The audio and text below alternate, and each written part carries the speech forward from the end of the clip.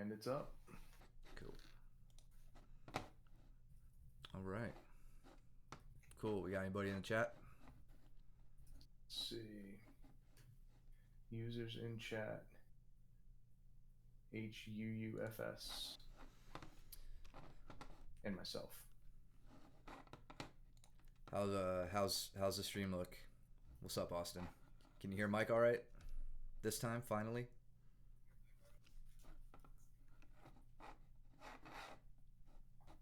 I think so. Let me test. Sweet.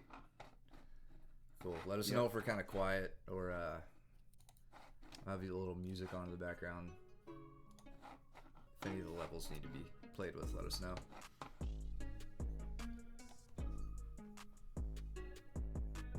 You see everything, Mike? Yeah. Cool. It's coming up, man. All right. Let's finally do this. All right, cool. I'm going to turn the volume down on the Twitch so I can concentrate.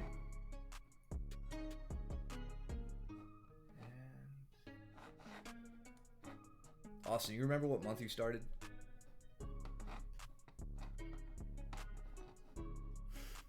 Finally works, yeah. All right, and so, yeah. Soul Ray is on the chat as well. All right. Well, anyway. We got me Right and on. Camden messing around. And then I think that's Jason and Aiden in the back. I think you're right.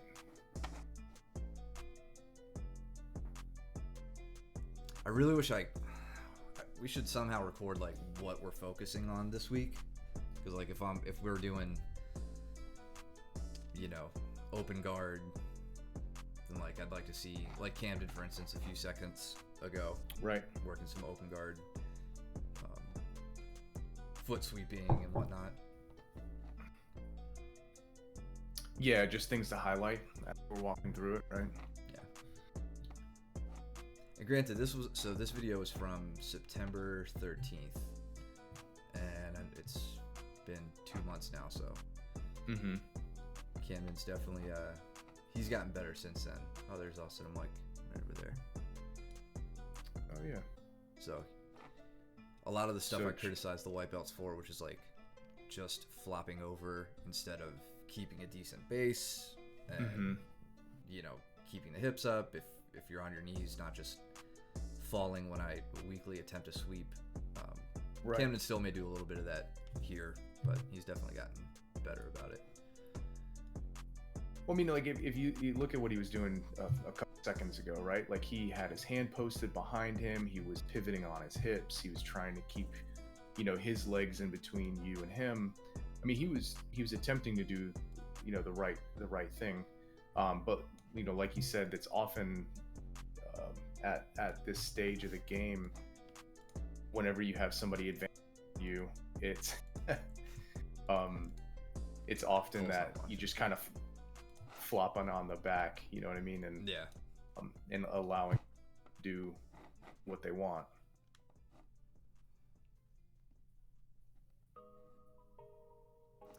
Yeah. So here, I mean, you do. Go ahead.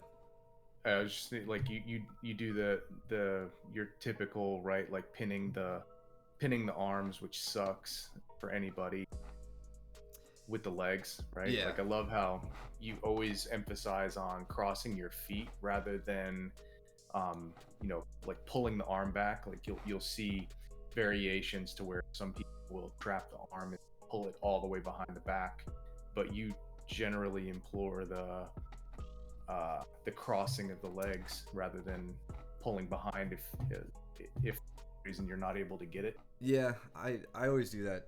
Well, I primarily do that because my legs are short and everybody else is bigger than me, so it, like, the main thing you got to focus on, I don't see anybody really working back right now except Camden. So if he managed, I'm gonna pause it, if he managed to trap my top arm, I would want to see this leg be the one that's, since it's his top leg, it's going to go over, and then I want his bottom leg to cross up on top of that and dig in. And if it sounds like a really kind of minor detail, but if you switch that, you just leave or a big enough gap for a guy to, or for your opponent to like slip the arm out. It's like digging the heel into the stomach, crossing your other leg over top of it, makes it a lot more secure of a position. What I do like about what Camden's doing right there on your back, though, is like he didn't cross his feet. He was actually, hit the sole of his left foot was touching his ankle, and it was almost like he was being very, very aware of not crossing his feet, which I know we yell at everybody about, right? Because you normally only screw up on that, once or twice. Yeah. But it's about that closed circle, right? Kind of what we preach is that you always want to make sure that there's a closed loop around your opponent, and the more open it is, obviously the larger the gap for somebody to escape. Yeah, Austin, I was asking about when you started, just because I couldn't remember. I mean, I started the videos in August, so we might go over some that you're not in, but we'll try to capture anything, or try to go over a lot of stuff. I don't want to.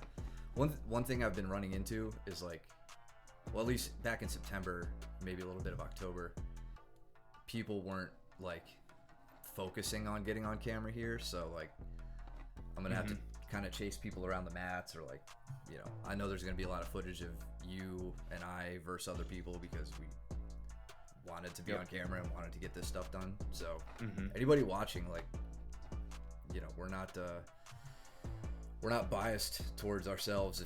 If you see a lot of us on here, just don't be shy. Get on camera, tell other people if they're sitting against the wall to get out of the way, and we'll go over it. So it looks like Steven's gonna die here pretty soon. Yeah.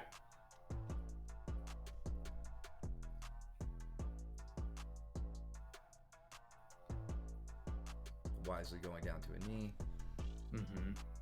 Yeah, the other crappy thing about my mount for the camera is I try to capture a little bit of the screen so you can see when it's green and when it's red, so when I'm editing videos, I can quickly and easily tell where to cut and chop scenes.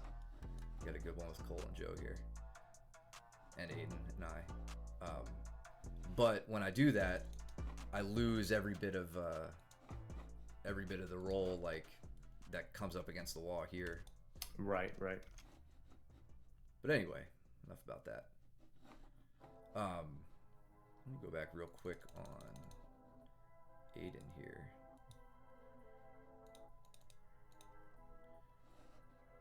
So Aiden has a collar tie on me and an overhook. What do? I take a little shitty half. You of a tried shot. to double.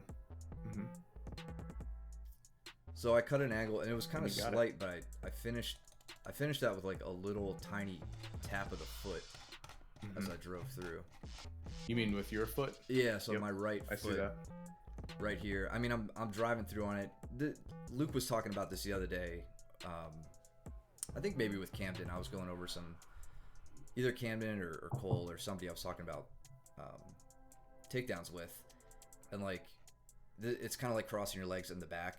You can take shots with your head on the outside once you know the rules and get proficient. You no longer really care about getting guillotined on taking shots. So that's kind of what's going on with Aiden here. Is he's got a front headlock, but I'm gonna secure the position, and with my foot on the outside here, and the direction where I'm shooting across his body, not through him, I'm pretty safe to land in the side here. He's not gonna guillotine me in half guard, especially an arm-in guillotine.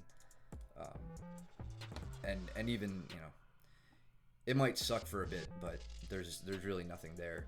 So you also, I mean, again, you're cut your hips. Like if you see what you're doing there, right? You don't just lay inside of his half. Do you get trapped inside of a half guard? Because it is possible, especially for longer folks, to finish guillotines from half guard, right? Yeah. But what you do is you address that threat by cutting your hips to where your knee goes into the hip, and that starts to reduce the strength. It becomes null and void. So what we have going on with Joe and Cole, that was a cool little transition. Joe has like a really obnoxiously strong Kesa. Like he'll hold me there throughout the end of the match, and it's like frustrating because I should be able to get out, but he's like the only one I can't right now. It's kind of like Francisco, like when he got Kesa. But you know, something we saw Cole do there was when he rolled him over. I don't want to go back because I'll probably get lost in the little timeline here. When he rolled him over, you have to like bridge into it and get the guy's head on the mat and then hit your roll. Like it's never just, you can't just turn. Like Cole could probably turn me and be fine, but bridging the guy, putting his head and shoulders on the mat and then hitting your bridge over your shoulder is it's a stupid easy way to get out of Kesa and just turn the guy over and get into a side control with back exposure, which Cole did. Joe's completely lost the angle on the arm here, so he's really not going to get a Kimura. And then he left his arm, in chasing that Kimura, he left his arm in a bad spot. Yep. And now what Cole has to do is get on. I mean, the good thing that Joe is doing is that he's trying to block Cole's hips right now, get him on the other side of his body, and he eventually reguards here. If he were to be lax with his guard, then he could have got arm triangle really quick. It gets really tight when Cole does it. Looks like Austin's trying to arm triangle you.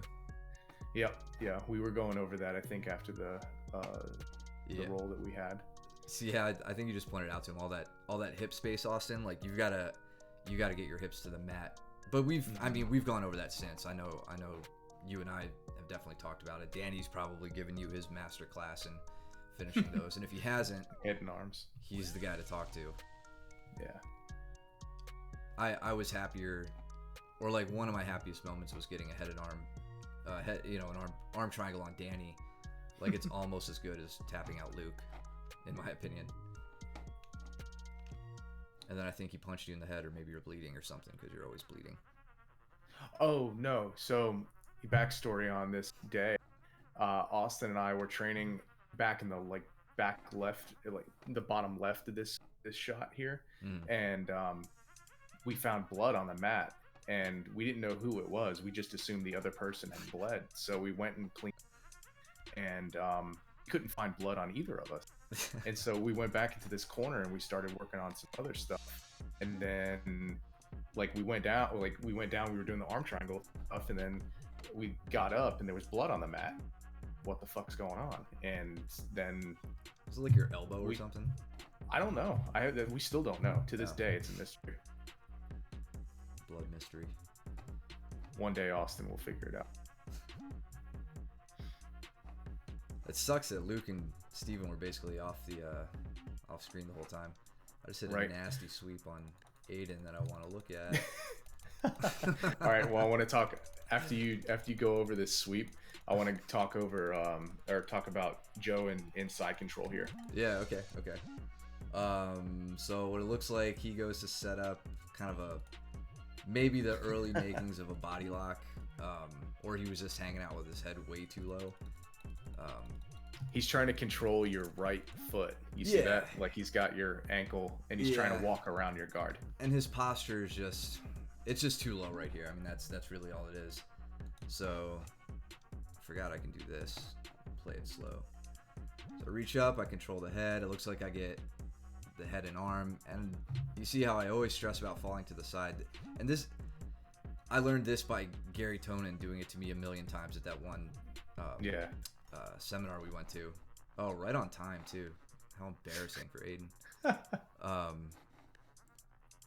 Like you could see the hook, the falling to the side was probably what I was trying to stress to him there. And then you said you wanted to look at Joe and Cole. Yeah, I wanted to go over some basics of side control, right? So we preach, like in our school especially, like getting into the knees in order to push the knees away from away from you, right? Like your opponent's knees have to be facing away, and Joe like almost does that, but then Yeah. he doesn't, and this is where you can get caught in like very easy regards, right? So I realize that Joe has probably a really strong crossface that we can't really see from here right now, and so Cole is pointing, to his right, and Joe is really driving there. But Joe has a large gap right now, and if Cole was Right here. able to, if Cole was able to switch his hips quickly, he would be able to shoot his knee right up underneath. So Yeah. generally speaking, if you cannot get your knee inside of your opponent's knees to get them pointed away from you, your knee should be at the hip, right? So that way, when your opponent tries to turn into you, they can't just invert their knee and slide it in effortlessly. Yeah, which is So here, 90% of the way I regard. right. So right here, this would be a perfect time for Cole to switch his hips and then start shooting his knee in. And obviously, it's at the end of the round, so maybe he was waiting it out. Yeah. Yeah, having those legs sprawled back during in a side control is really just a bad habit that you got to break.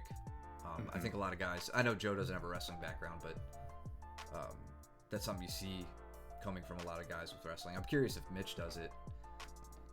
I'm always on my back with him smothering me, so I can never tell what his legs are doing. Right.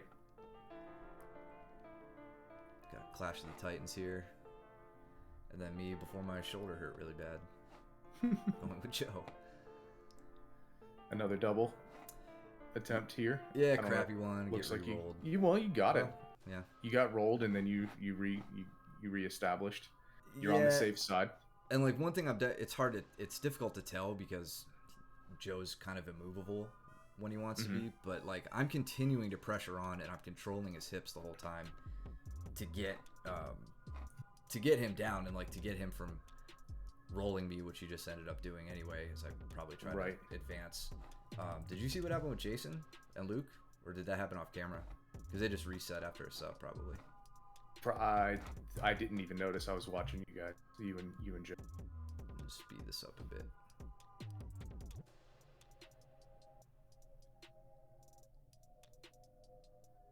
So you're shooting in. You're going into an X guard.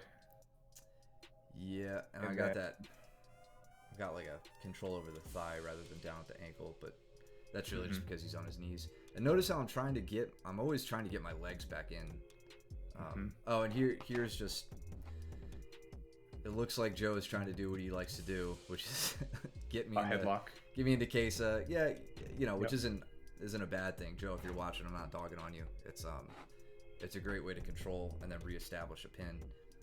So that hip switch right there and that wipe of the foot was pretty cool to watch, right? Like watch your left leg, how it comes over and it feeds right on the instep of his right foot. So your left goes over his right. And it's just enough time. It's not like it's a super powerful thing. It's just enough to stifle somebody. And then your right knee can switch over top and you scoot onto the backside. Yeah. And that's a very powerful skill to learn. I think that's a lot of what, like when like Bertram likes to say, I use my feet like hands. It's not really, it's not like my hands aren't prehensile or anything, but it's just a foot wedge, right? I'm just using a foot wedge and I'm not using it to get a leg free in this case like we do in half guard like we've done all week. I'm using it to pin his foot down so that when I do go to step over, he can't follow me and then just put me in half guard. So there I switch behind it, hit the hip switch like you're talking about, and then you notice for a second I stay behind his knees and I establish my upper body grips. You can tell I'm trying to do what Bertram loves to talk about, Gordon Ryan loves to talk about, getting the knees pointing away from me, right? If his knees are pointing this way, I'm passing on this side. And that's, again, these days I'm focusing on that almost exclusively for my passing. There's no point in being a light passer anymore for me. It's you guys are just getting good at keeping guard and rolling around, inverting, following me. But yeah, I've kept him pointing away from me. Notice I'm kind of like working like the hands of a clock up around the back. I'm pressuring on his chin right now, which seems like kind of a dick move, but what that's doing is Joe wants to pull, he's trying to pull me over to get, a nice easy like rolling kind of sweep reversal. Right. And if I'm pushing up, my fingers aren't hitting him or anything. I'm just kind of pushing up under his chin to make it difficult for him to turn the way he wants to turn. He very well may end up getting it on me, but my hips are pretty far back, so probably not going to happen. Zoom out for now. Looks like we have Luke thinking about sitting into a cross-ashi down here, but Jason just did something really good that I always yell at everybody to do, which is just to turn back to your opponent. You'll never re-guard if you just face away from your opponent. Right here, he knows he's getting pinned, he knows he's getting his guard pass, but the very beginning of his escape to guard, or the prevention of that guard pass, is to be facing your opponent. It sounds extremely basic. And this is probably a good time where I can point to this handy little widget. Right now, well, Luke is probably just trying to hit a dirty little Ezekiel choke. But before that, when Jason was trying to re-guard against Luke, he was working this little 5-step process backwards, right? He was the guy on his back. Luke was working on pinning him. So his goal for Jason is to get his legs back, right? That's kind of the polar opposite of getting around the legs, which Luke had already kind of accomplished. And I'm going to throw this up from time to time whenever I feel like it's relevant, but it's a really good thing to keep in mind. I make everybody, you'll hear me preach this to every like first day white belt, those steps of a fight, because it just gives you it's a compass for you to like work the things you need to work. You got to have a goal, and that gives you 5 throughout the course of your fight. Here are the makings of Steven and his recent savage ankle breaking that he's been getting really good at. It looks like you're going to set up an armbar. So I'm going for the armbar. Just like the armbar side triangle dilemma, right? So now you can see I'm getting the Yoko Senkaku, the side triangle, set up, but looks like I'm having a little trouble getting my legs into position, and Joe's already flipped over. Right there, see here I switched to a reverse triangle. The difference being in a side triangle, my hip is what is choking on this. Get my pointer. My hip is what's choking here. In a reverse triangle, if I did this properly, which I'm not doing right now, my knee would be below the line of his ear. So my knee should be below this line. And then when that's happening, my thigh is making the connection to the throat, or to the carotid artery. And it's, again, this is another one that Danny's really sharpening up. It's the nastiest form of the triangle. Danaher said that when I was like watching his instructional about triangles, and I didn't believe him because I'm like, you never see it, so it can't be that, it can't be the worst thing. And then like we started practicing it, and it's infinitely tighter than any other triangle variation. And didn't Craig Jones get Wawrinski in it, or was that the reverse? Yeah, I think so. I think that was initially called a side triangle. That was at Grapple Fest in London a few months back. It's been a while now. I do believe, like the way Adam rolled to counter it, it ended up as a reverse triangle. Okay. And again, the commentators called it. Oh, I gotta go back to that one. The commentators called it a side triangle because they didn't. I don't want to say they didn't know any better, because who the hell are we? But again, you just don't see a reverse triangle that much in competition. I wanted to talk about this real quick that I'm doing to Joe, because everybody, I don't know, not everybody, but a lot of people like to work Kesa, especially, you know, in the beginning. You learn that, how to like maybe use that when you're losing side control to like wipe an arm up and recapture side control. So people go to that, and one of my favorite things to do is, I can't even call it a crossbody. It's like a pseudo crossbody ride. I don't have control over his arm here, but he's pinned it underneath me. So in a way, it's, you know, it's not under my control, but it is under my influence, right? And then I have the opposite hip, so I have his right shoulder in this case and his left hip under control, and that's where the crossbody name comes from, if you guys aren't familiar. And all I do here, once I get this little triangle around his hip, I can just pull my feet down and get his hips over me, and then he's going where I want to take him, right? Notice he has my neck. I couldn't care less. I can get my legs free. I've already ended up in a place where his knees are pointing away from me on the pass, so I can just start to climb up the back. His back's exposed, and then now it's back to where we were earlier, where I was, you know, framing on his chin or whatever. He goes belly down here. Again, this was 2 months ago. I can't picture Joe doing that right now as a defense. He's really holding on, you know, just to control my head at this point. And yeah, we may end up going all the way 360 back to where we were. But yeah, the thing about Kesa, you're a few inches away from me taking her back. That's why I don't always recommend people do that. I just tapped Luke with a finger submission, which apparently is still hurting him. Yeah, he's got it taped up all the time. He won't train gi very much.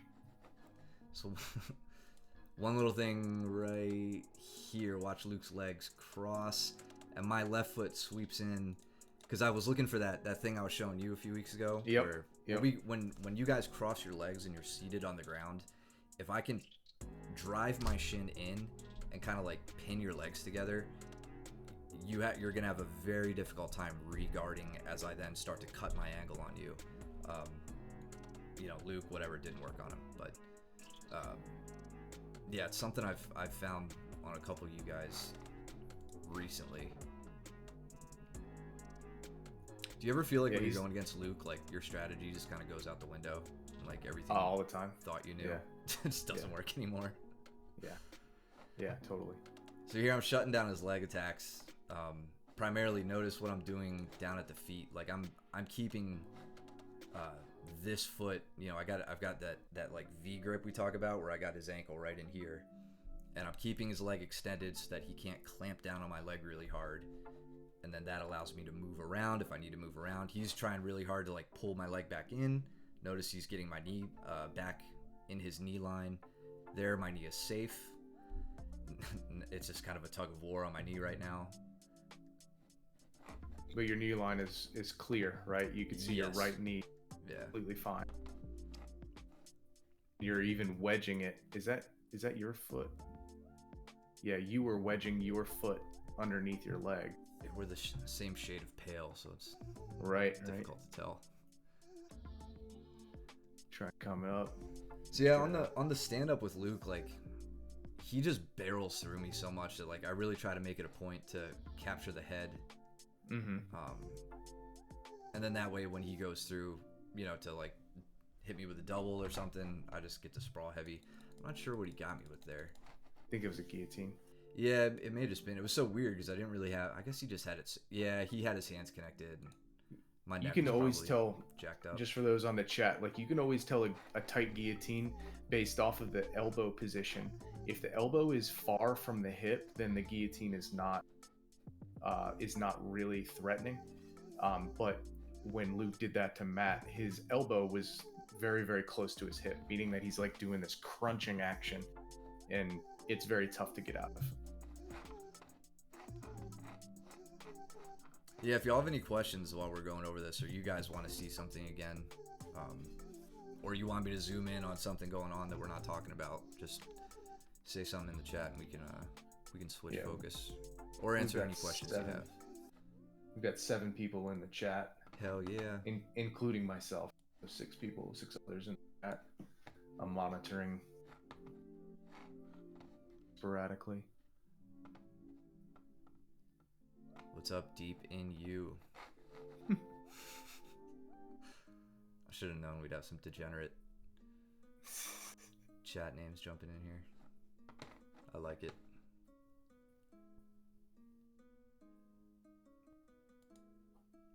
So this was Luke's mount phase.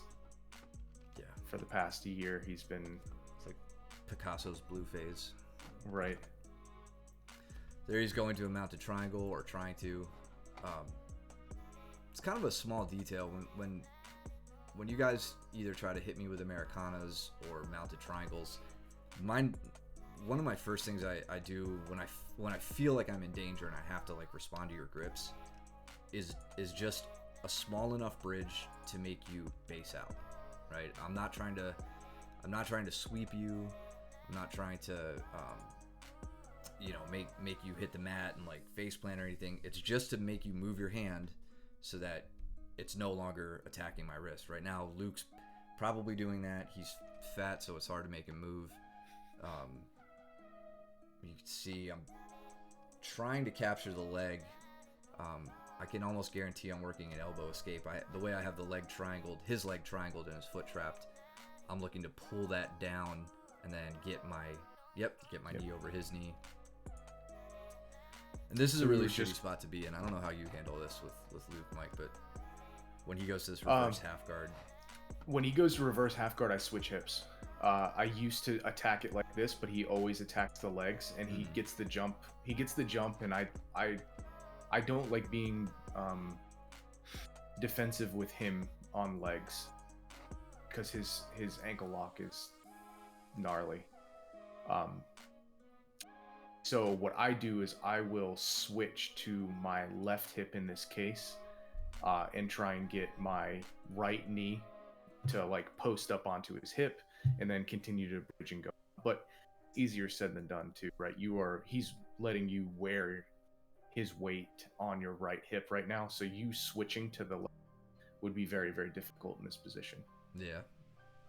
But he's sitting with what we call a reverse underhook, right? So his elbow position is under your armpit, right? Like it's below your armpit, and it makes it If Joe's easy to stupid push. Broad shoulders weren't in the way.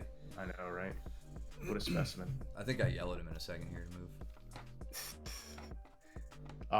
So what you're doing is the right thing, right? It gives you the advantage, that reverse underhook gives you the advantage of pushing on the person's back.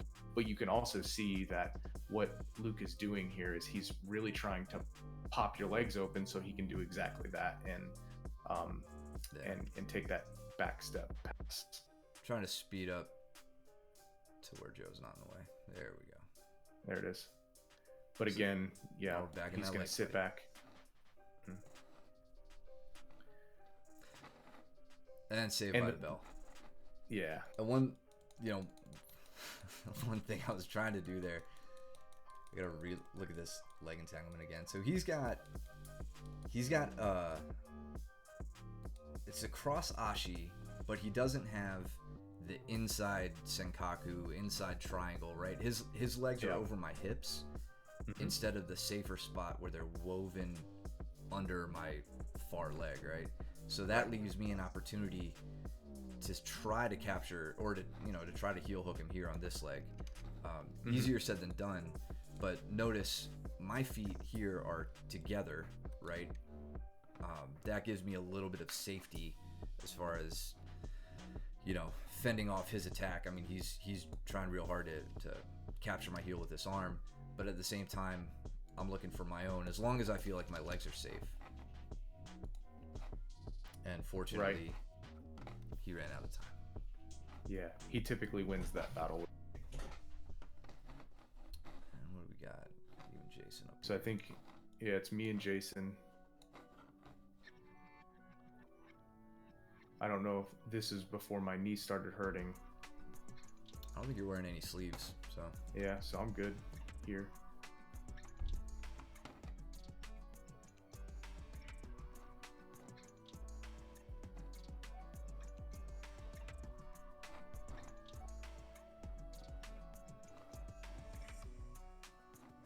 Oh, me and Cole over in the corner.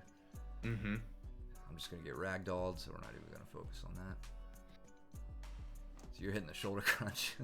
Yeah. You almost look like you're bullying him, and then he just punches you in the face. Yeah. And then I think I get back on top. I mean, that's generally like, that's a lot of my game, right? Is being able to maneuver or accentuate when people overcommit, right? Like, so, you know, there he tried to club me in the head, and he basically took his entire body weight there, and all I did was lift my leg a little bit and get on top there. Yeah. You know, he's trying to elevate me, but you know how we talk about, like, you're in half guard or in an open guard position, being on your back generally is not a good idea unless you're very, very, like, I would say a very advanced grappler, right? And you know, being able to elevate while on your back is never a good thing, whether you're advanced or not. You generally have to have very well engaged hooks by the time you get to your start elevating.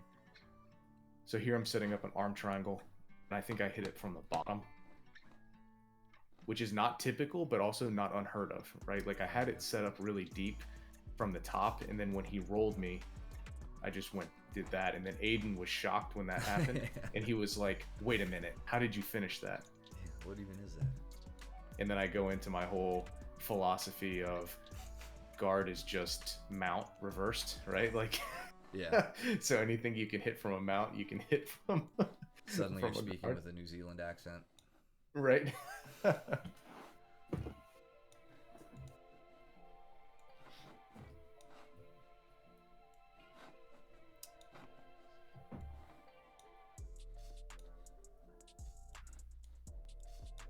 So here again in the background, I'm hitting the shoulder crunch on Jason, and it really depends on where he wants to go in terms of which way I want to take him. So he commits really far to trying to prevent me from taking him over, so I take him over on the other side. Yeah. On the opposite side of the shoulder crunch.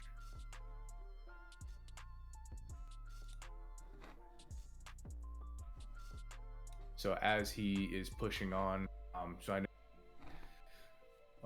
when I was working with Austin, I believe on Monday, we were talking about the elbow escape, right? And when people overcommit to the elbow escape, they do two things, right? They cross your midline and they can give you their back, or they open you up to that arm triangle. And either way, you know, we'll capitalize on that, or the top person is going to capitalize. So I came around and circled around the back, but I decided to take a mount. I guess just letting him work. Yep. Giving him some mount escape advice. Yeah, and again, this is what I preach, is like the simplest escapes are always the most effective. And Austin, this is what we went over exactly on Monday, right? So I gave him a nice bridge. I got his hands planted on the mat. I have my two hands connected on his hip. My elbow is tight, never up top, right? Because now he's got arms that can be fully extended, and he can take advantage of that and arm bar me. So I'm not doing that. So quick switch over to Luke and Joe. Ooh. Kind of like we were talking, you and I, Mike, were talking yesterday about how there are levels to this shit. To quote DC. Yeah. You know, I just went on a rant earlier about Joe having me in like Kesa, or, you know, variation of Kesa, and how vulnerable your back is. And like here, Luke sits to it, and, you know, Luke's never going to be scared about, you know, sitting in Kesa and like having his back taken. Not only because of, like, you know, weight discrepancies or anything like that, but notice what he's doing is he's focusing on controlling the arm, as opposed to just like using it as a stalling position, or, you know, shouldn't say as a stall, using it as purely a pin, right? Luke's using this position to isolate an arm, which, back to our little steps of a fight here, right? He's pinned him, right? He's chosen side control and a version of that, Kesa as the pin, and he's immediately looking to attack an arm, right? Kesa is most useful in attacking an arm. There's also really like sneaky Kimura setup that goes right into T Kimura from there that I like to use, and we can go over that sometime in class. I maybe should have folded that in yesterday, but yeah, he immediately starts attacking the arm, hits the Americana, right? He's not using Kesa to chill or to control. He's pinned him, and then he immediately jumps in to start isolating a limb and breaking it, right? So when you guys are there, keep in mind you've got to advance. Like your next step should be isolate a limb. That near side arm is the most vulnerable one, and you know, if you want, we can look at ways to attack from there that go beyond some of the more common ones that you see out there. That Americana Can you that go, Luke just used. There are like a million different things you can do there. could you go back like 10 seconds to where Luke got him down? All right, so as soon as Luke gets Joe down, okay, we'll watch what happens and watch where Joe's knees end up, right? Both of Joe's knees end up on the same side of his body, right? They're both pointed. So just, I mean, all you have to do is see how Luke can chill here, because all he has to do is drive down with his right hip, kick his left leg back, and step around the guard, right? Like, I think he does it right now. He's already stepped and walking around the guard. And then now Joe can squeeze, you know, and everything, and I don't think it's going to make much of a difference here, right? But he basically, the guard pass has already happened. Yeah, and on top of that, like if Luke didn't have as much control, we're going backwards, wedging over his hips, right? You can't see it, but like his left arm is definitely inside his hip, rather than like, you know, prematurely going up to try to get some form of upper body control, you know, over the head and shoulders. That's what's preventing Joe from even being able to turn back to him, especially here as he starts to go up. Look at where Luke's elbow is. It's right inside the hip, which makes it very difficult to turn back. He's also wedged up behind his back here, keeping the back exposed and keeping Joe on his side, you know, which just opens up whatever game Luke wants to play. He's got Joe's arm isolated. This is arm triangle left arm city. Or top arm here. You know, if I don't know what Luke's gonna do, but if he pummels his head over, he's immediately back in that arm triangle position. And look at that. That's what he does. There he is. And Luke likes to use this not only, so he's looking for the sub here, obviously, because he's flattened out. But if it's not working, he'll use it to take your back. Like that's almost always what he does with that. So he looks like he got the tap. But yeah, he would just keep him rolled up and then expose it back. Deathmatch. I don't remember this one. Yeah, I don't either. We probably ended up injuring each other or something. And of course we're gonna go off screen, but that's fine. We got Aiden and Joe.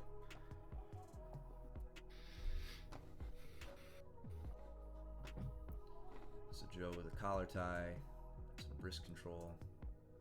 He's going over for Kimura, but Aiden takes the takes that to his advantage and goes down for a double. Yeah, and that was good. He cut an angle on that and followed through. I'd like to see a bit more drive from the legs, though. I mean, you don't have to run around through every double like a maniac, but it definitely helps to secure the position. And back here in higher belt territory, you're probably trying to break my knee. I'm going for outside heel hook. You're going for the outside. And I'm doing everything I can. There it is. I'm pulling my leg past you. I'm gonna put my feet together in that praying position to try to kick your leg off. I would look for the back take, a la Gordon Ryan and Felipe, right? What's his name? He doesn't. Penna? Who took Gordon Ryan's back and won't shut up about it? Like 5 years ago. Felipe Penna. Yeah, Penna. Yeah. Probably trying to do that. And I don't think I've ever, never once have gotten that on you. Yeah, it's Joe and Aiden are at a middle school dance up there. Right. A little too upright. Right here. I mean, I know this is a few months ago, and again, I expect to see better now. But like, both of you are just so upright here that it's not good for either of you. You're both super prone to every takedown in the book, right? Getting that wrestler stance. Yeah, exactly what you guys are doing. I don't know what that little hop, skip, and a jump was, but I'm gonna have to work that out of Aiden.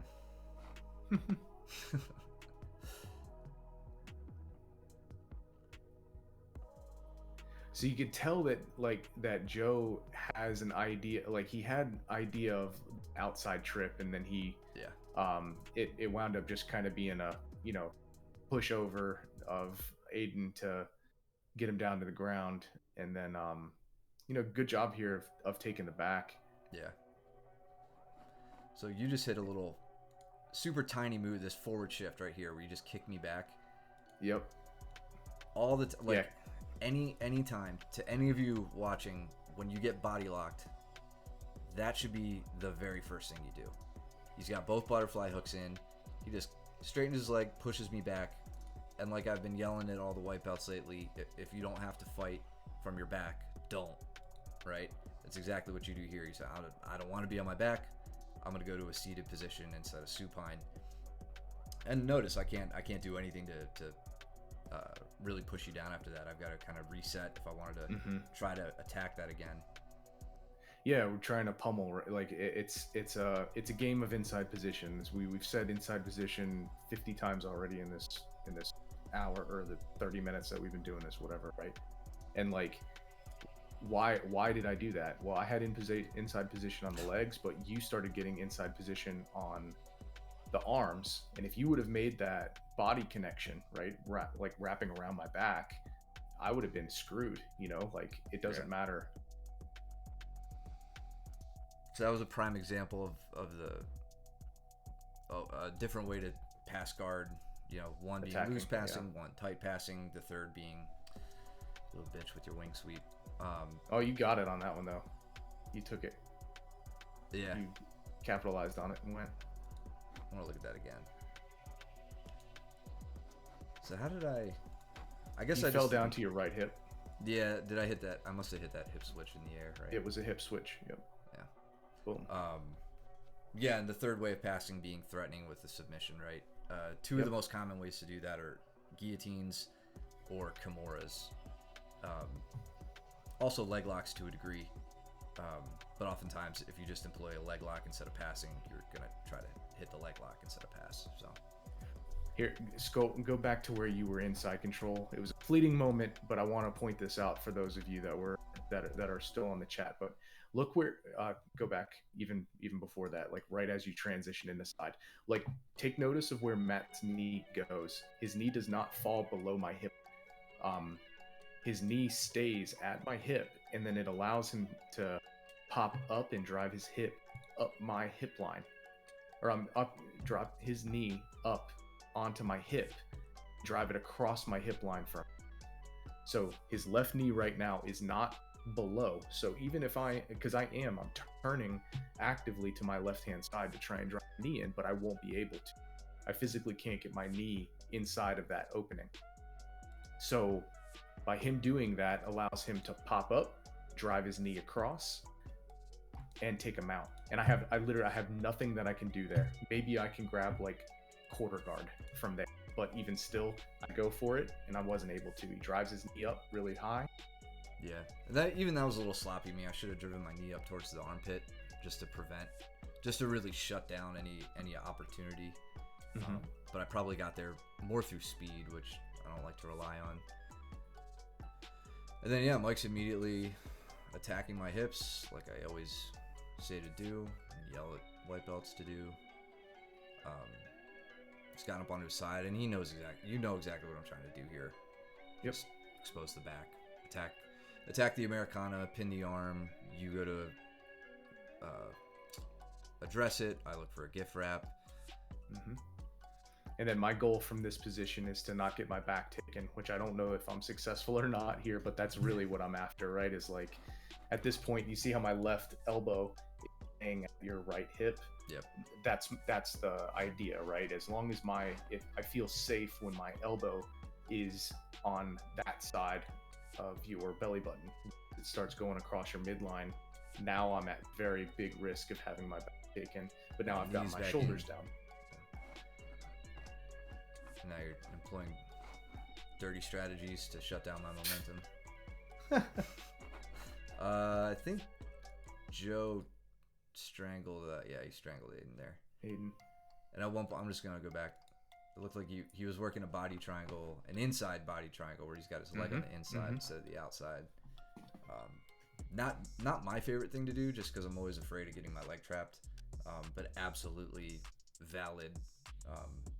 You can see he's got his hips well under control.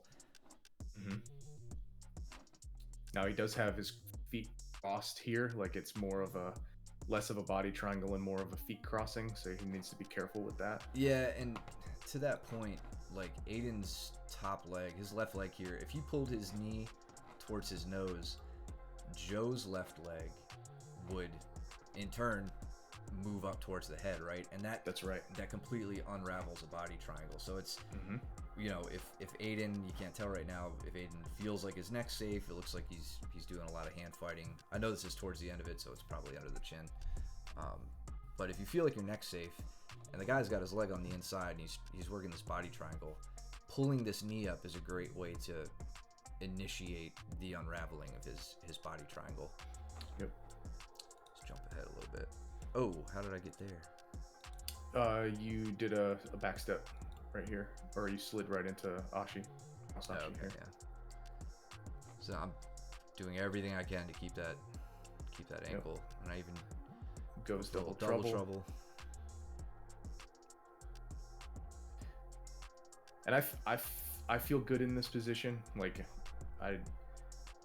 number one, I have both my feet in, so the risk of getting my heel exposed is low. And then as soon as I feel like I can get my leg out is when I'm going to initiate an escape. Before that, it's really defending, trying to make sure that I can time. But here, the heel doesn't get exposed. I'm driving my toes down. Yeah, and you get your knee line right out, or knee out of the knee line. Right. And now I'm scooping. That's before I knew the Mikey lock. That's a game changer. But yeah, if you guys haven't seen that, Mikey Musumeci hit this really it's an innovative leg entanglement that he hit. Go to YouTube, search like BJJ Fanatics Mikey lock, Mikey lock, and you'll see. I tried to go for Russian Thailand Steven there. You'll see this neat little mechanical variation that attacks both the ankle and the knee. Something that like a lot of people kind of poo-pooed when he just showed it off for the first time live. What, like 4 weeks ago? But it's effective. He broke Richard Alarcon. I think he broke his foot. He said because he pointed his toes instead of going to dorsiflexion. But yeah, you can pulling be your sure toes that we're back gonna to your body. Huh? Pulling it, for those who don't know, that's pulling your toes back towards your body. Yeah, dorsiflexion, booting your foot, and then plantar flexion, what Mike referred to as ballerina. Yep. Ballerina feet, I think, the other day. You can tell Mike has 2 daughters. I do. Tendu. That's French, because I'm bougie. Which is also French. All right, so it's just me and Luke are just going over some of the Gary Tonin stuff. Oh, escapes. The idea, it's attacking, like getting the grip before sliding into Ashi, or going into Ashi and then getting the grip. It's whichever. Oh, all right. So here, this is a good one for you. Huh? This is a good one with you and Steven. Yeah, so he was on his bullshit this day because he hit this arm. He has snuck his own arm in here. Yep. He's grabbing his shin. Yeah, to take up some of the space of this triangle. I think he hit it on. Maybe he hit it on Aiden earlier in the day. I don't remember when this happened. So, you know, with you guys understand the basic finishing mechanics of the triangle, but like, you know, the idea behind this, I don't know if it came out of like 10th Planet or if it's just some like variation people have done in the past. But he's really just taking up a bit more space. And there was, after I think I heard Aiden hit it or had it done to him, I was like, there's no way I'm gonna let him do this. I had no idea he was doing this like closed grip here. You know, he's got this gable grip. He's really cranking on my neck. Like this was not fun. I was absolutely in some danger, but I just wasn't gonna let him get that. I probably would have let him like choke me out instead of tap to that. Not really, but so I get out, I take his back, I get in a top lock, decide to switch to a body lock or a back take, and this is where my whole fight begins, right? I'll happily go over this with you guys anytime you want in open mat or certainly during back week. But you've really got to understand the goals of the grip fight on back, and like this roll in particular wasn't a good one to use. I'm sure we'll come across some footage where like either Mike or myself will be working like this pretty particular approach, but it does a lot to just one by one peel away your defenses, right? And it's you don't have to remember like step by step how to do it. You just have to know again what your goals are. It's a little mini goal in the fifth step, in the fourth step here of isolating a limb or the neck. You've got to get the hand fight. You got to win the hand fight, and you got to open up the neck. So I was just catching up on chat. Shut up, Soul Ray. And this was when Steven was, I think, a bit more vulnerable to these head and arms. I don't think I've caught him in anything like this anymore. He kind of kipped out of that pretty well. Mm-hmm. Or bridged out, rather. I really need to start working the cross gripping stuff from there. You mean from the mount? From mount, yeah. So that was step over for the triangle, and then now into armbar. Yeah, and notice I'm in this weird leg configuration, or weird for maybe some of you. It's called a 3/4 armbar or 3/4 Juji Gatami, where my right leg is not over his body here. It's under his arm and through his neck. And like the really cool thing that I like about this is when I back heel into his neck, it gives me a lot of control over his posture if he puts me down, right? I can continually pressure on the head, and then two, that was a good little escape. It makes it much more difficult to hitchhike out of the armbar. Mm-hmm. They tend to go for it, and they can't get their head out from underneath the legs. And they've, when you do the hitchhiker escape, it shouldn't be your first go-to. It's a last-ditch effort because you undo your grip and straighten your arm out, which is completely not what you want to do if you're in an armbar. So that was a fun sweep that you just did. You went for that guillotine, and then kind of followed him up. So it looked like I tried to go for a little Tsunageshi hook sweep. And then you let go of the guillotine and then followed him up. That was a nice sweep.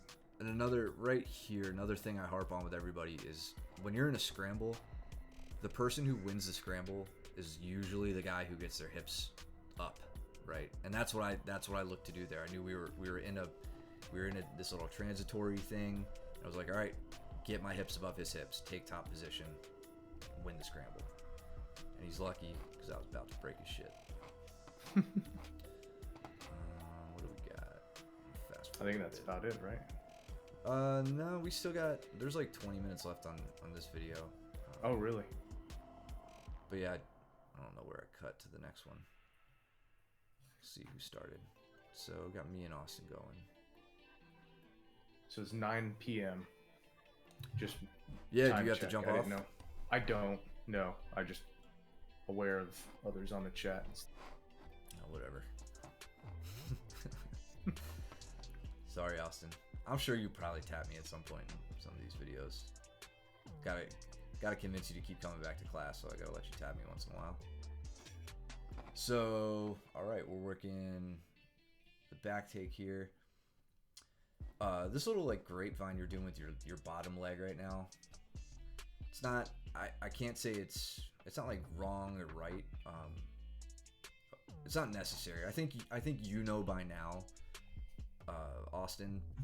You've been gifted with long legs. You may as well use them and set up a body triangle, right? So that's what I'd rather see you doing, especially if you got my back, man.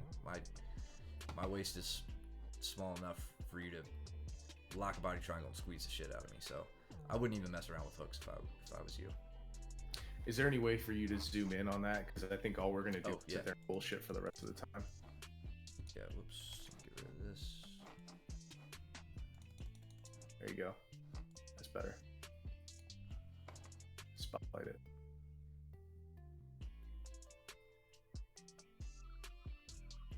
So this is just a grip fight, right?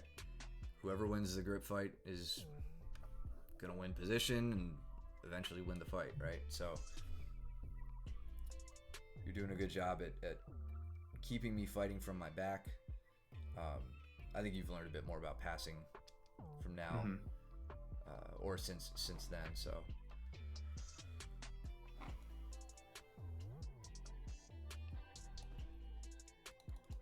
it's behind the pillar. So now you're setting up armbar. Yeah, and I've got my leg trap too, which isn't ideal. I mean, you could tell I had no room or no control over your hips, so that you just kind of rolled right out of that. You tell him to chase you up because that's what you got to do. Right? Well, that's what I was saying a few minutes ago, right? Whoever whoever wins the scramble is the one who gets the hip height. Right. So there's again a good use of that forward shift. Yep. That you had before. And then he drove into me, and I kept the momentum going. So you can tell I pushed him back. He drove forward. I said, "All right, we'll go in that direction then." Keep going. Jump ahead. So here I'm setting up a triangle. That's one arm in, one arm out. And this and there you go. I just yell at you again. No flopping over, right?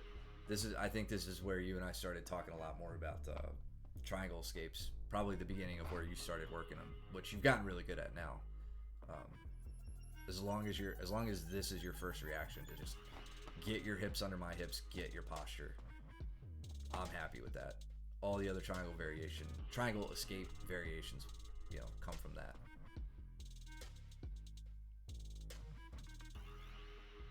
That was nice back take. Kind of slick. That was nice. Body triangle. And now he's going into he's trying. Yeah. And right here. It's tough, but go ahead. I was just gonna say that it's tough for me at least.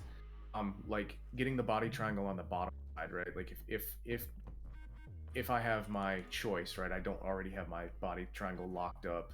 I would unlock my legs and shift it over to where I have the lock on the top hip, not on the bottom.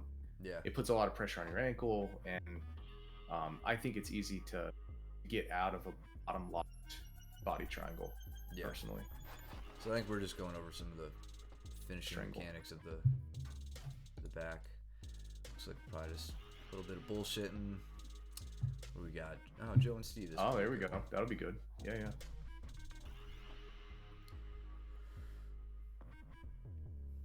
So with that collar tie, you guys seem to be doing a lot more off balancing. I mean, kind of playing patty cake with your feet here a little bit. You really need to be pushing and pulling and getting the guy stepping. Right. Something I'd like to see. Oh, almost going for that drop C and little arm throw. I'd like to see people working level changes a lot more. Like, I know we are a jiu-jitsu school, not a wrestling school, but you'll see in stand-up battles with, like, I don't know if you and I have any recorded, just because I don't remember when your knees started bothering you, but I'm constantly changing levels. Even if I'm collar tying people, I'll reach down and I'll slap them in the knee, right? I want them to know that I can touch their legs if I want to, and if I can touch their leg, I can capture their leg. So it's a bit of a mind game, but you got to keep them guessing. Is he gonna play? Is he gonna try to go up top and pull me down by the head? Is he gonna take a shot on me? And you do that with level changing, right? Reaching, knee taps, all those sorts of little things, just to keep it unpredictable. Joe stepping right into outside. Steven doesn't look very phased, but he doesn't want to go belly down. Joe claims to not do curls, but I think he's lying. It's super reap. Yeah. So that's the way that I would finish if I were Joe. I'm getting on the shoulder. I look like he said tap. Yeah. He did. I think he had to tap twice because Joe, he goes Joe's red. going 100% right now. So again, just for any newbies who may not know, right here, this is a reap. So what a DQ. Reap? Yeah, exactly. Steven wins. A reap is when the outside leg comes over across the body. In this case, this is his outside leg. So let's go back just a few seconds. Oh, wait, that was forward. Right here, his inside leg is going across. That's totally fine. It's when Joe's left leg switches over, reap, right there. Mm-hmm. And the reason is that puts the knee at a really uncomfortable angle. Your LCL is immediately at risk, right? Like it hurts. Yeah. Sometimes.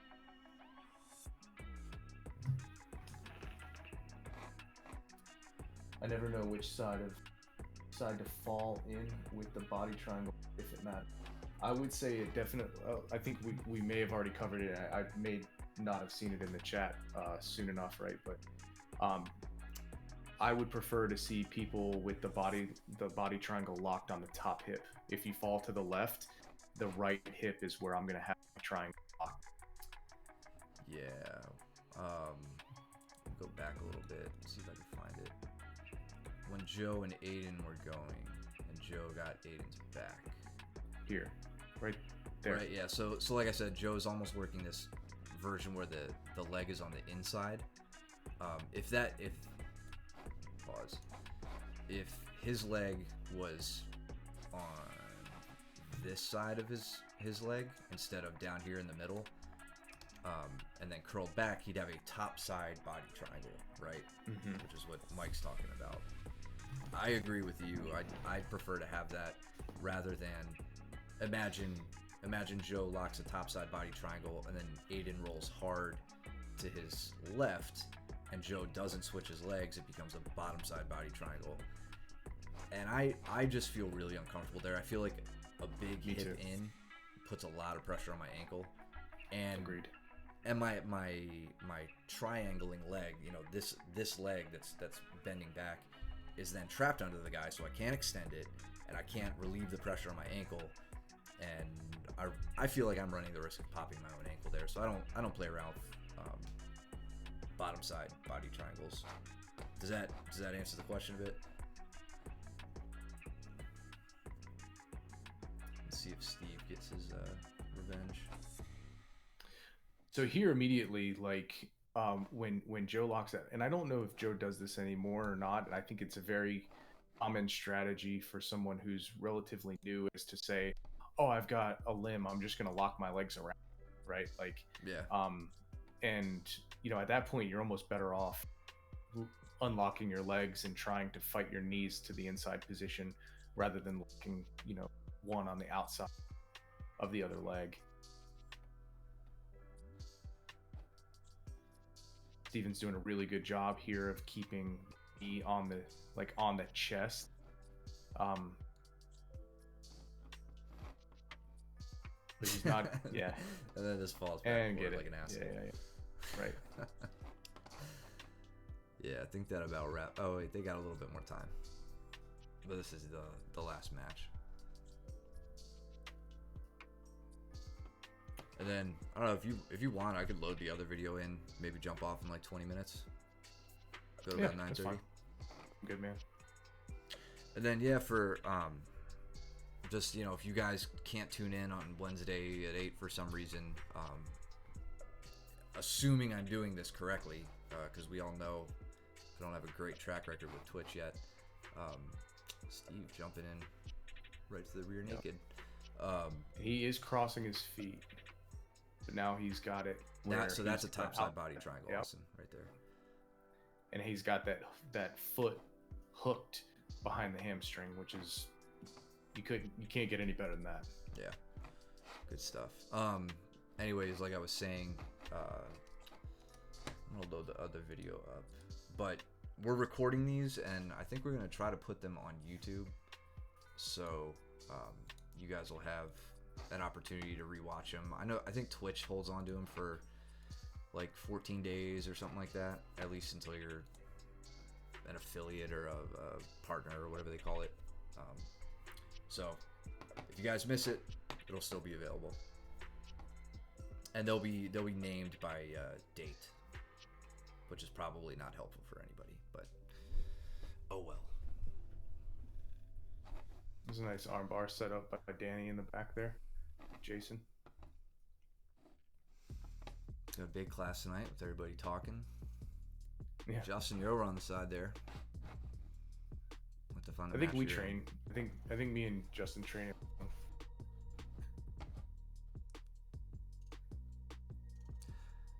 So a lot of technique changes here in the gi, right? You're gonna see a lot more focus on grip battles, especially in the stand-up position.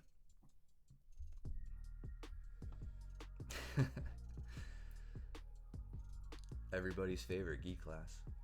Yeah. Let's fast forward a little bit. Looks like. Oh, okay. You're going over some. Yeah, we're going over. Yep.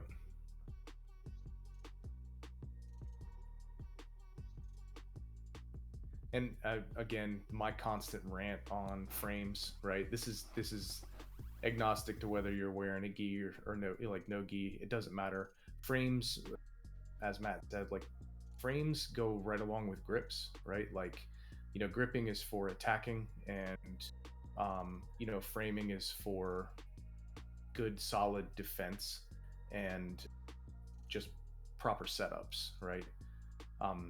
So generally when we talk about gripping, you're going to hear like a gripping exchange is going to be like attacking grips or stripping grips, right? And when we talk about frames, we're going to be saying, like you're setting up a frame so that somebody can't pass your guard, right? Yeah. I'm gonna adjust the I was gonna try to adjust the video a bit to show what's going on with Austin. So what just happened here that I thought was really useful. Austin, you did a really good job here of working your elbow escape. You could tell you're digging for that foot. Yep. Here's the danger here, and I don't want you to quit working elbow escapes, but when your elbow is low and inside that knee, and a more advanced opponent like Mike is ready for it, watch what he does. Immediately gets that arm pinned, right? So you've got to keep that in mind as you're playing this escape. Keeping the hand on the hip as opposed to. I literally think I'm saying the exact same thing. Oh, to him in the video. Probably. Yeah. Watch it. Keep the hand on the hip. Yeah, you're like. Watch. I take his hand and I. Yeah. Don't. Yeah. Don't let it float out there. Right.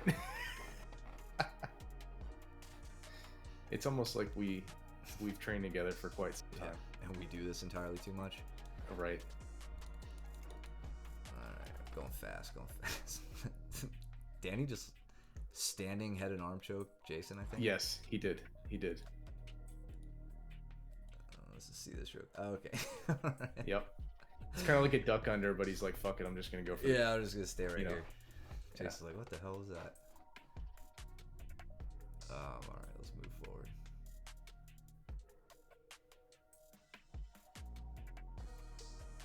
So Camden and I are working some foot trips. It looks like. All right, he spins around, takes the back.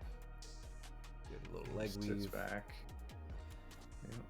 So I'm gonna harp on this forever, and I can't wait to hear how sick you guys get of like hearing us say the same thing every week when we see these videos. But that's what's gonna happen. Like, you know, I anticipate new people coming in here and watching this and maybe taking advantage of it. So it's always good to repeat things.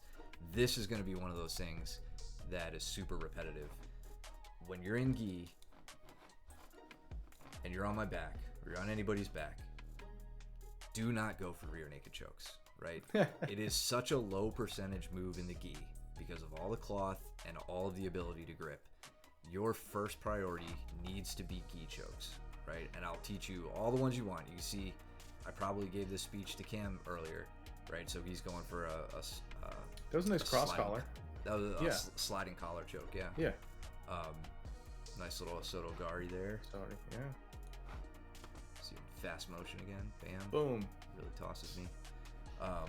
But yeah, so you know, it's not that Danny with the triangle. It's not that rear naked chokes don't work in gi. It's just that you've got better options before you try to employ them.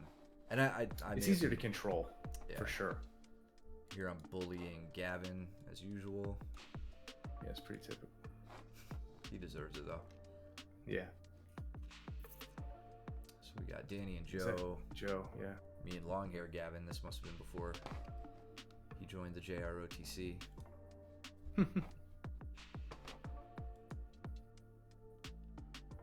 Calling somebody out. Jason. You and Jason.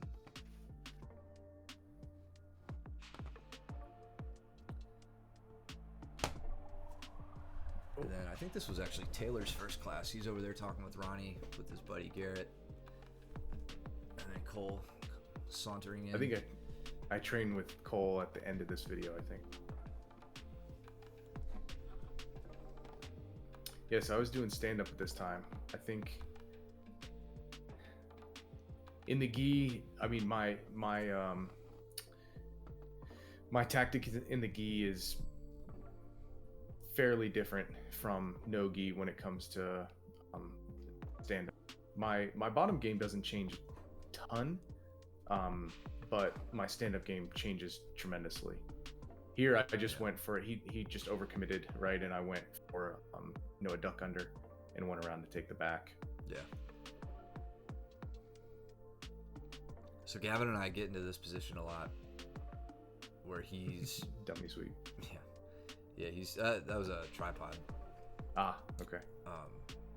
Where he's standing and I get my grips on him, especially in gi, and he begs me. He's like, "Please don't make me fly. Please don't make me." And I just hit like a Tomonagi or whatever, and just send him completely up and over. But that's largely because he's not closing distance. He's bending down, hinging at the hips. His legs are straight, so he's standing tall. And then I can just get a foot on the hip. I can control his posture and then take him up and over. Whereas, you know, you don't really see. I mean, even right now, my knees are bent. I know where his legs are, so I'm not worried about him doing that to me right now. I've got V grips on his legs. Just a little Toriando pass there, making him spin around on his back as I get around. Getting up to knee on belly. And then you got Jason. Looks like you're starting trying to take his Jason's back. Yeah. Or work the arm. I had like a dorsal Kimura set up, and then I was like, I want to get the back, and then I went for like a triangle, and then I think I got him just with the shoulder on this one. Started he tapped. Ushiro. Yeah, and Jason's no slouch on the feet. No. If you guys don't know, he's got a background in wrestling. He'll be humble and say it was a long time ago and whatever. Maybe it was, but you know, when you learn some skills in wrestling, it tends to stick with you. But as we've seen, like, I know Mike, you've dealt with it with Mitch, as have I. You know, get steamrolled by him in no-gi class, and then we put the gi on, and a lot of those wrestling setups go away. Not that I still don't get taken down by him, or plenty of people, but you have to change your game up a bit. So you got this dorsal Kimura going on Gavin. He's not letting you have it, so you switch to the arm, and then he... Oh, yeah. Okay. He just hips up, and he's just like, nope. Yeah. I'm gonna... Yeah, that was good awareness from him. lazily really nice. trying to work around. Yeah. But then I get my leg And then back you go in, back. acting like I don't care, being super cool. And then I think you set up triangle. No, you got. Yeah, you're setting up the triangle too, I think. Oh, Yeah, Cole's talking to me. Cole's standing behind the pillar. I think I want to fast forward and try to find some of Jason's roles or Justin's roles. Yeah. Just because he's in here with us, and you don't need to see me beating up a 15-year-old. It's you and Cole there, and then I'm gonna get smashed. We can come back to this. I got Austin and Danny. Yep. See if Justin was in. Is that me and Veronica? It's you, yeah. You and Ronnie. There's and you Justin. Who you beating up? You beat okay, up Austin. I got him. Austin. Let's see if you stay in frame. Looks like. For the most part. A little bit. He's working top game. I'm just gonna skip ahead, see if you're with anybody else.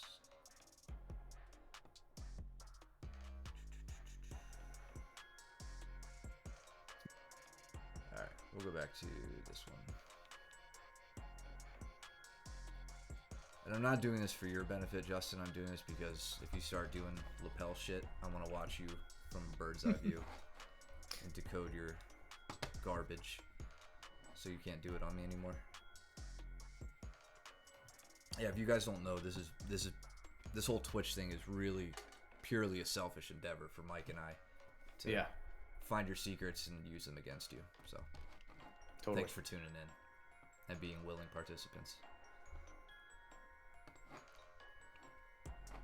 Bro, I just broke my arm.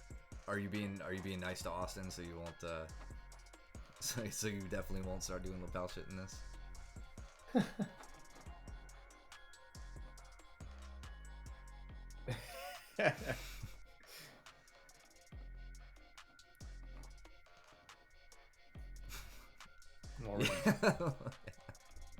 Yeah.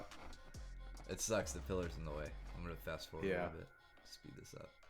So yeah, he's going for a very good cross collar setup, right? Yeah. He's got that kind of Bravo, like over the back and then grabbing with the cross. Sorry, we're getting laggy here. It's coming through okay for me.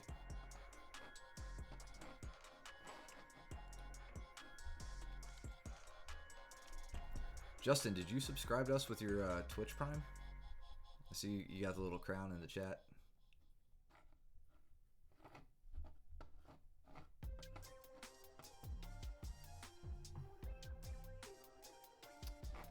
Let's go forward a bit. Yeah, because I can't tell what he's doing with the bottom side. He's got, a good exchange going on top side.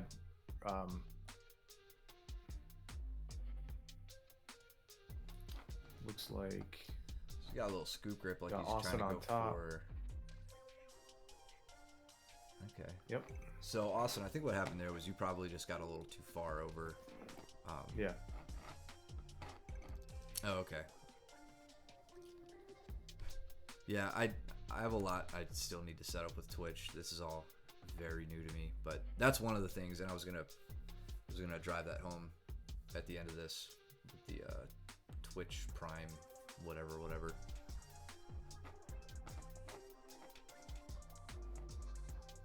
So yeah, going for with both you wearing white geese, it's hard to tell whose gi you're grabbing here. But it looks like you're grabbing your own. Yeah. Yeah, it was. Yeah. I'm definitely not gonna do any lapel shit. Well, at least you were nice enough to show him how you did it afterwards. Right. Yeah, just take this rope and put it around your neck. Yeah.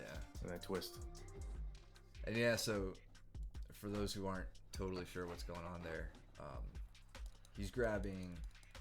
So with his left hand, he's grabbing his right gi, like jacket on the very bottom of the lapel. And then once he gets a nice deep grip on it, he can start to torque in and get the choke.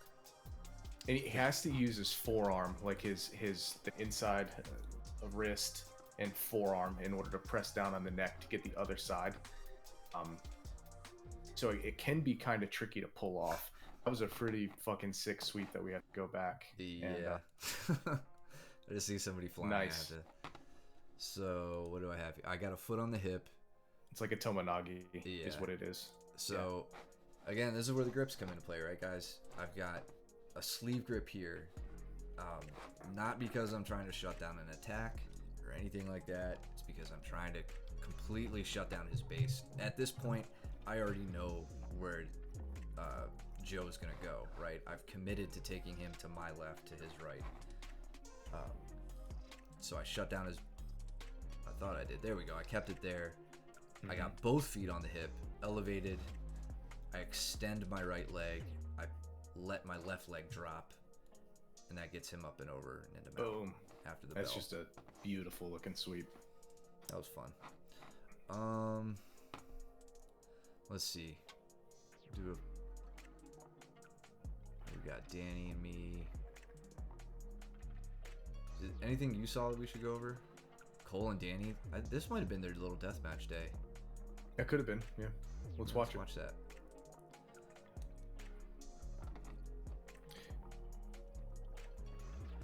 You ever notice Cole punches in the slap bump? Yep. He every time. I feel like he's gonna break my knuckles. Yep. It's a gesture of goodwill, and it just hurts when he does it. Any of that does that happen to you guys?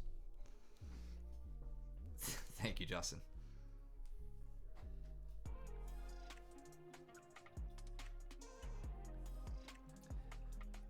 Nice duck under. He just forces the hand over. Yeah. I would really love to see Cole come around and actually get hooked. I really want to see him doing that in the competition. Yeah. We spent a good bit of time, especially after Joe showed me what Danaher was showing him regarding arm drags yesterday. Mm-hmm. And then Cole and I were talking a lot about arm drags and duck unders. There was a time back at Gold's when we were training there where it was just Cole and I one night, and I made him for like 45 minutes. He and I just drilled arm drags and duck unders. Nice arm bar. Let's go back on that a little bit. You don't really see Cole taking them back too much. So, sorry, go ahead. What were you saying? No, I was just kind of the same type of thing, right? Like when he takes the back, he actually has like a phenomenal position with Danny's right arm that gets pinned behind his back by Cole's right leg. Yeah. And then Cole, I don't know that he really knew that he was going to go for the back, so he switched immediately, but it was a beautiful setup for a back take. Could have choked, strangled from.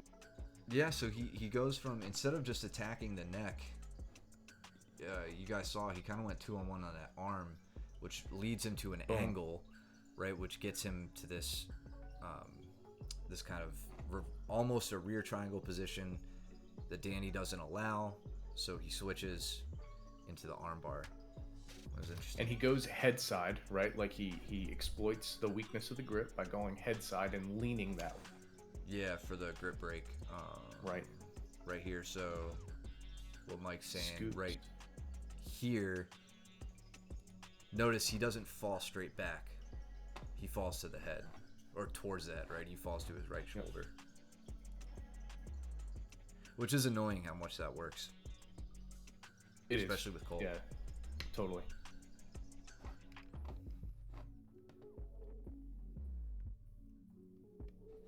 Danny's giving him tips on everything he did wrong.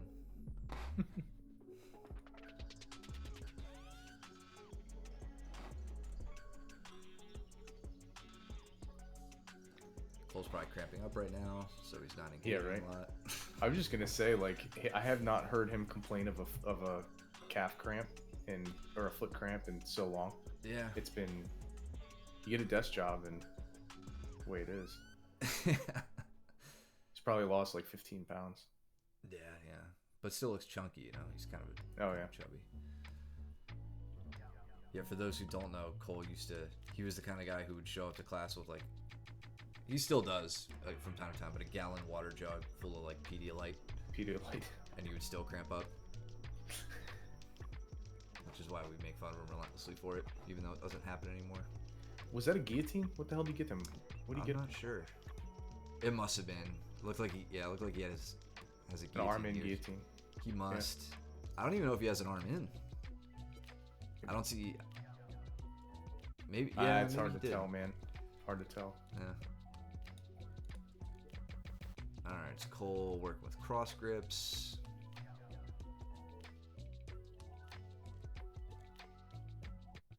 That would have been a nice, whatchamacallit? Oh. An Uchimata? Yeah, it would have been a nice Uchimata by Danny. Yeah, he could have resurrected that and taken Cole down.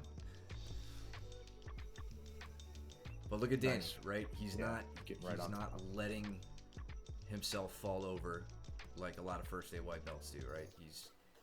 He's getting his hips above Cole's hips, right? Like you said. Yeah. Yeah. Now he's in kind of a shitty position with this 2-on-1. Yeah. You're not going to see too many attacks happen from there, but it is, what Cole did have there was Danny's left arm shut down, and if he wanted to bridge, he probably could have gotten an Upa there, just a very non-traditional trap bridge and roll with that arm grip.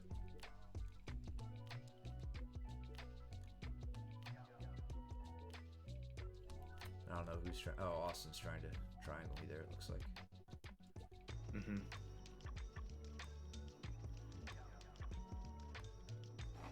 What happened there? Oh, they're just moving. Yeah.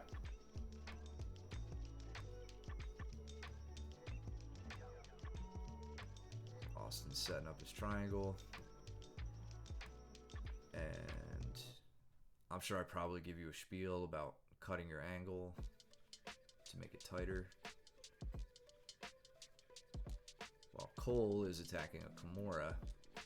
And Danny's sitting to the hip, which is the right thing to do. See how he's trying to cut his hip down? Yeah. That's a good way to defend against that Kimura. Yeah, and Cole's in kind of a bad spot where his legs are on the wrong side. If Cole could get his bottom leg here, if he could get it on this side of Danny's hips, he could easily cut an angle and then rip Danny's arm out from hiding. Danny's doing the right thing. I touched on this yesterday at class. Everybody, especially on the ground, thinks, "Oh, I'm gonna hide my hand behind my back." It's the dumbest thing you can do. Danny's keeping it nice and tucked, keeping it on his waist. Cole gives up on it. Danny just flopped like an asshole. He's trying to go for a leg. Yeah. And also, they're not going for broke. So. Right. And Cole likes to tap early on legs. So if you guys want to get easy taps on Cole, just attack his legs. Again, going for the Mora. Danny again is turning his left hip down to guard against it, but here Cole has good inside position. Yeah, he winds up winning that exchange. Yeah, and even if he didn't, right here, Cole's got that leg hooked, right? He's got easily the makings of a great sweep, right? Mm-hmm. His bottom foot here, Cole may not even realize he's doing this, which really pisses me off, but the ball of his foot's planted, right, which would allow him to push even slightly. It would allow him to push off the mat to get his hips into the throw or into the sweep, elevate his hips and get Danny moving, and then he gets to guide him over. I feel like a football commentator with these shapes. Gets to guide him over with the hook on his leg, and Danny has zero base because he's currently getting his shoulder broken. So even if somehow Danny didn't tap, maybe Danny straightened his arm, so the Kimura, the angle of the Kimura wasn't there. We always look for a right right angle, not a straight arm. Cole could have had that as a plan B to get Danny moving. Yeah, he actually had him in like a trilemma, right? Like he had the Kimura threat. He could get broken right there. Like what happened? He had Danny overcommitting onto defending the Kimura and getting taken over his left shoulder, the Kimura's shoulder, or relinquishing and diving over his right shoulder to prevent the break. Yep. And so either way, it would have ended up badly for Danny. Just for shiggles here, we can look at you and Cole. I think you guys stay in frame through most of it. Yeah. So here I'm whizzing down. I'm trying to keep that overhook. And really my game plan here is to keep my hips moving and active, to try and keep my left knee inside and win the inside position. Yeah, I was just gonna say you did a really good job through that little mini scramble of keeping that knee in, which is essential. Like Cole, for as much shit as we talk about him, when he gets mount, if he gets by your legs and he gets to a full mount position, it's pretty miserable and it's a really hard fight from there. So right. You how did I sweep him there? Huh? How'd you sweep him? How did I sweep him there? You probably just said get off of me. And you rolled over. So you got a cross collar grip. He's got 2 grips on you. Push on his right leg, and I just go lifted. all the way back to the beginning. Sorry. Oh, you're good. I meant to click the pause button. There we go. So it looked like he just kind of fell over. Like I pushed on his right leg. I was trying to take him to the right, believe it or not. Felt his right knee comes like really close to my hip. Yeah. And when I felt that, I just pushed. Yeah, he compensated because he probably felt like he was going to the right. And then here it looks like he just lazily kind of accepting bottom position. Now, if I remember right, this is where I had a really tough time finishing this Kimura. I don't know if I actually did. So the key to... Oh, man. Go ahead. You were like what you were just doing a second ago, pinning his arm with your knee right there. Yeah. Really, really good way to keep somebody from even establishing a grip. The best grip break is one that is never... is one that you don't have to fight, you know? Mm-hmm. He does a really good job of keeping his head pinned to my hip in this position. So like counter to what you would by him elevating his left arm makes it very difficult for me to finish the Kimura. That was fun. So I wish you would have fireman carried you right there. Yeah. Like if he just snuck his head back under. That was interesting. Kind of ill-advised. I wouldn't recommend most people reach up and isolate their arm like this. Mike, had you gotten over on that would have been bad news for him. But he did stay well connected to your neck there. Yep. To kind of take the bull by the horns.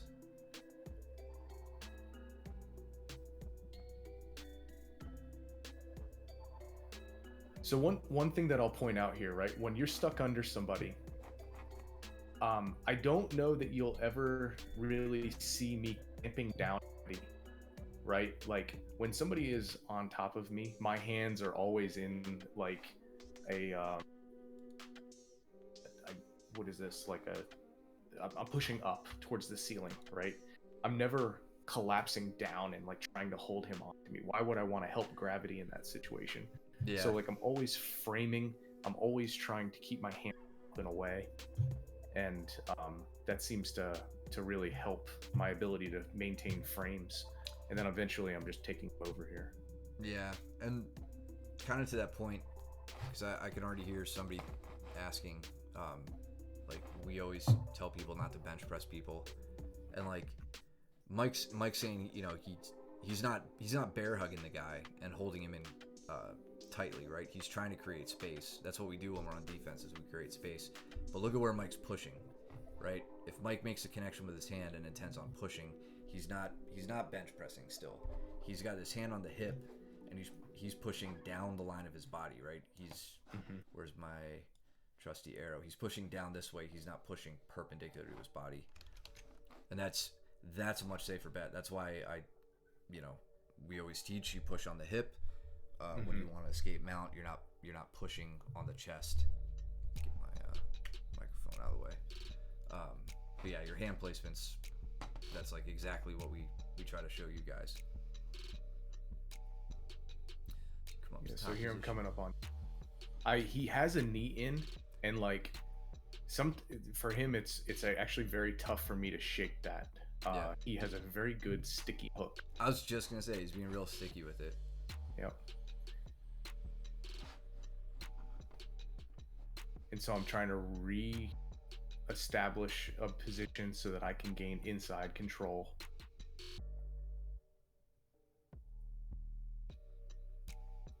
Driving my knee up the middle, trying to pin.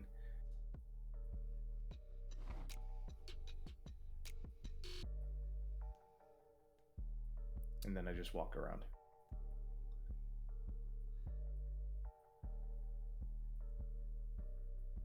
I think he takes me over right here. Probably. He just fucking pushes up And I'm coming and in goes. to talk smack. Yeah. Right here. Yeah, When he gets this, I'm going way over. I'm trying to get my hips back as far as I can. And then no go. Yeah, it's disheartening. He does that to me all the time. Yeah. But like, you know, I'm never really, I'm trying to, you know, you never give up in that position, and like I'm still on or whatever. Like I catch into a quarter guard. I'm trying to, you know, reestablish a hand to hip connection, so that way I can start my elbow escape and get back to a safe position. So now I'm in a guard. Back Go up, for the belt grabbing grip. the belt. Yep. Check his oil. And you're looking to hit Pushing. the similar sweep that you did earlier, right? Extending his Exactly. base. And then Yep. he And then falls over that's to the what other exactly side. what happens, right? Like I push on there. I know that he so I just get right back up.